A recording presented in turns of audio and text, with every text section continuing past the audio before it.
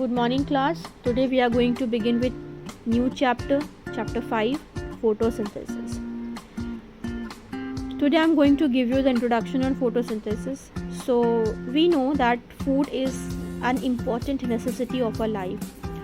All the activities of our body depends on the food. So from where we do get the food? We get the food from the autotrophs.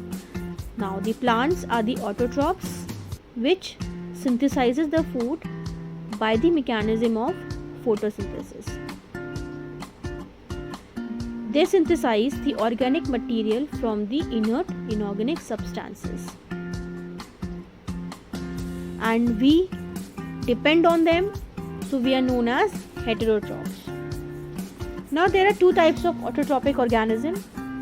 One which prepares the food with the help of sunlight in the presence of chlorophyll, or you can say the green plants which possess chloroplast and has pigment chlorophyll, synthesizes the food in the presence of solar energy or sunlight, whereas the plants which synthesizes their food material from some chemicals or some certain molecules like sulfur bacteria, they synthesize their food by using sulfur.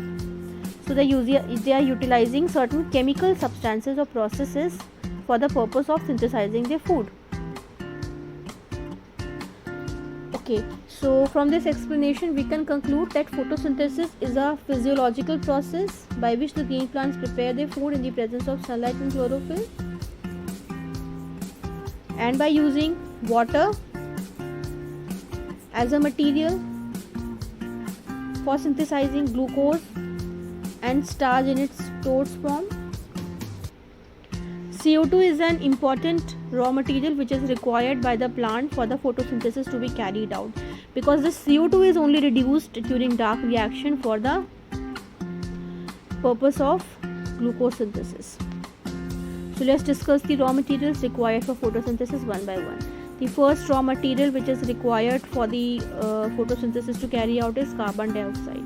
We know that in the atmosphere 0.03% of carbon dioxide is there, and this amount of carbon dioxide is enough for the plants to use it for producing starch.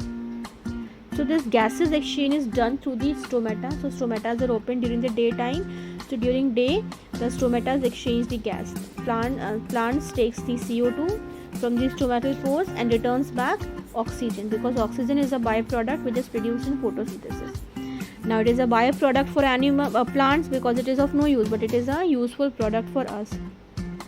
Second important requirement is water. Water is very much essential for the photosynthesis to be carried out, because without water photosynthesis won't proceed, because splitting of water produces oxygen, one thing, and second thing is electron is produced. This electron is utilized for the synthesis of ATP and reducing factors in the light reaction, and then these products are utilized in the dark reaction for the reduction of carbon dioxide to produce carbohydrate. So this water is very essential for the photosynthesis to occur.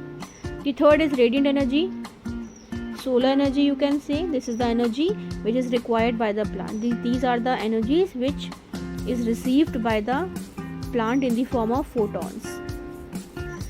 Plants have chloroplast, and this chloroplast has green pigment chlorophyll.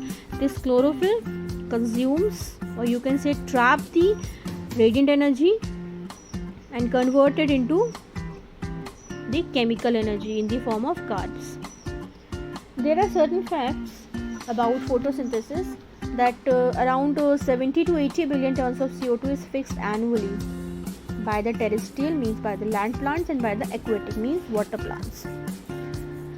10% of the total dry organic matter is produced by the land plants, and rest is produced by the aquatic plants. So we can say that aquatic plant holds the maximum contribution for the dry organic matter.